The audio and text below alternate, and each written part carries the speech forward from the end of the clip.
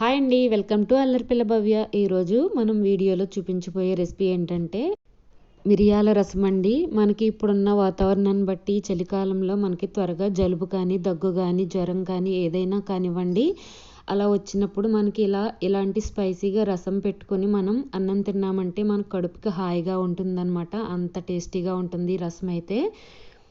ఇప్పుడు మనం ఈ రసాన్ని ఎలా తయారు చేసుకోవాలో చూసేద్దాం. ముందుగా ఒక చిన్న టమాటా, ఒక చిన్న ఉల్లిపాయ, 5-6 వెల్లుల్లి రెబ్బలు, కొద్దిగా కొత్తిమీర, ఒక పచ్చిమిర్చి తీసుకుని పక్కన పెట్టుకోవాలి.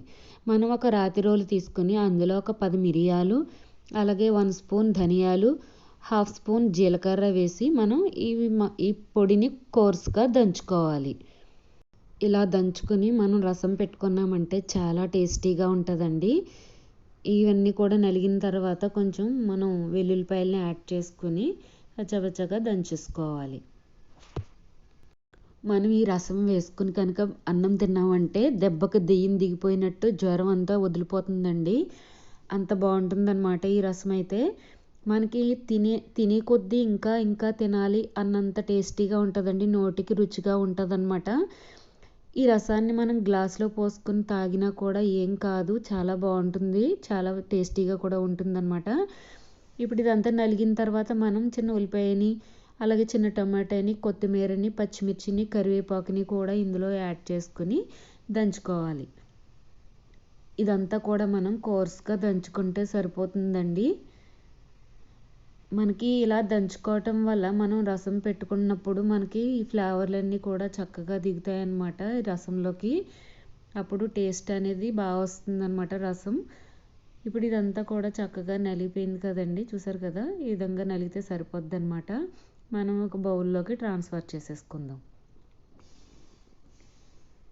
మనం ఇప్పుడు ఒక గిన్నెలోకి వాటర్ తీసుకోవాలండి. మనకి ఎంత క్వాంటిటీ కావాలో దానికి తగ్గట్టుగానే మనం వాటర్ తీసుకోవాలి. అందులోకి మనం 1/2 స్పూన్ పసుపు, టేస్ట్కి సరిపడా ఉప్పు వేసుకోవాలి. అదేవిధంగా స్వీట్ కోసం బెల్లాన్ని యాడ్ చేసుకోవాలి. పులుపు కోసం కొంచెం చింతపండును కూడా యాడ్ చేసుకోండి. బెల్లం కానీ చింతపండు కానీ మనం పెట్టుకునే క్వాంటిటీకి తగ్గట్టుగానే మనం యాడ్ చేసుకోవాలండి.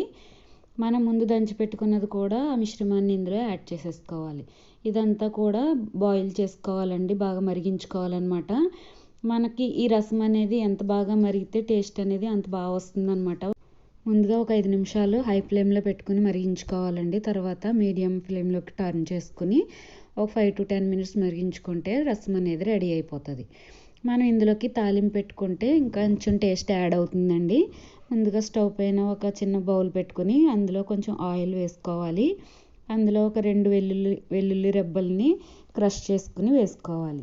మనం ఇందులోకి కొంచెం మెంతులు, ఆవాలు, జీలకర్ర, పోపు దినుసులను వేసుకోవాలి. అలాగే కొంచెం కరివేపాకు, ఎండుమిరపకాయలను కూడా వేసుకుని 1/2 స్పూన్ ఇంగువను కూడా యాడ్ చేసుకుని ఇవన్నీ కూడా మాడిపోకుండా ఫ్రై చేసుకోవాలండి. మనకి రసంలో ఇంగువ వేసుకుంటే టేస్ట్ అనేది చాలా బాగుంటుందండి. ఒకసారి ఇలా కూడా ట్రై చేయండి. ఈ పోపులన్నీ కూడా వేగిపోయినాయి కదండి, ఇప్పుడు రసంలోకి ట్రాన్స్ఫర్ చేసేసుకుందాం. చూసారు కదండి, స్పైసీగా రసం అనేది రెడీ అయిపోయింది.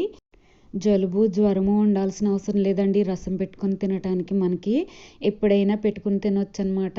ఇది తిన్నామంటే మనకి ప్రాణం లెగిచొస్తుంది, అంత బాగుంటుంది. మీ అందరికి కూడా ఈ రసం అనేది నచ్చిందని అనుకుంటున్నానండి. అందరూ కూడా ఇదే విధంగా ట్రై చేసి ఎలా ఉందో టేస్ట్ చేసి మీరైతే నాకు కామెంట్ చేయండి. అలాగే సబ్స్క్రైబ్ చేసుకోండి, లైక్ చేయండి. Thank you for watching.